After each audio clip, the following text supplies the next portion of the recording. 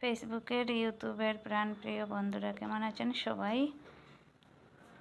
আল্লাহর রহমতে আমিও ভালো আছি, আর আপনারাও নিশ্চয় ভালো আছেন। ভিডিওটি দেখা শুরু করছি, একটি লাইক দিয়ে দেখা শুরু করবেন। সকাল সকাল ব্লগ স্টার্ট করে দিলাম।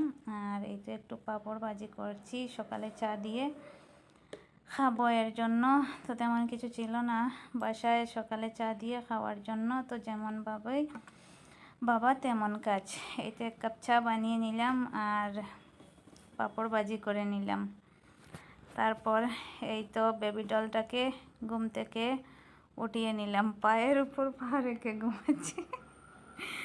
তো যাই হোক, তারপর ওর জন্য একটু খিচুড়ি বানিয়ে নিলাম। ওকে সকাল সকাল আজকে নাস্তাতে খিচুড়ি দেব। তো ওকে ফ্রেশ করিয়ে তারপর ওকে সকালের নাস্তাটা দিয়ে দিলাম।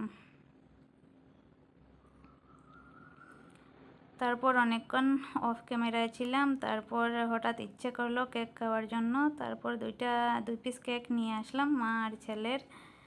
তো ছেলেটা কিন্তু অনেক পছন্দ করে কেক, ও কেকের ক্রিমটা কিন্তু বেশি পছন্দ ওর। তারপর ওকে খাইয়ে দিলাম, আমিও নিচে খেলাম।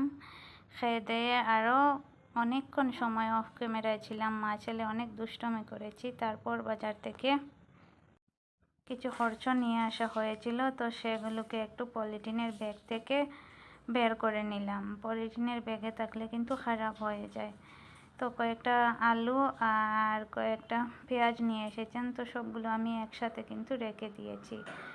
আর তার সাথে এখানে কেরালা নিয়ে এসেছিলেন প্রায় 1 কেজির মতো, অনেক বড় বড় কেরালা। তো এখান থেকে আমি 2টা কেরালা ভাজি করেও নিলাম। তো ভাজি করে নেব এর জন্য 2টা কেরালাও আমি রেডি করে নিয়েছি। মসুর ডাল ছিল, সেগুলো কিন্তু একটা ডাব্বাতে ভরে রাখলাম। তারপর চলে গেলাম দুপুরের রান্না বান্নাতে। তো মসুর ডাল রান্না করব আর আলু ভাজি করব, আলু কেরালা দিয়ে ভাজি করব, বেগুন ভাজি করব। তো এটা আমার কালকের ভিডিও ছিল, কালকে আমি কোনো এক কারণে ভিডিও আপলোড করতে পারিনি। তো ভাবলাম আজকে একটু আপনাদের সাথে শেয়ার করি। তো বেগুন ভাজাটা আমি প্রথমে করে নিচ্ছি এক চুলাতে, আর অন্য চুলাতে আমার ডাল রান্না হচ্ছে। বেগুন ভাজাটা হয়ে গেলে আমি বেগুন ভাজাটা নামিয়ে সেম কড়াইতে আমি কেরালা আর আলু একসাথে ভাজি করে নেব। আর এইদিকে আমার ডাল রান্নাটাও হয়ে গিয়েছে। আমি কিন্তু সবসময় প্রেশার কুকারে ডাল রান্না করি, অনেক তাড়াতাড়ি হয়ে যায়।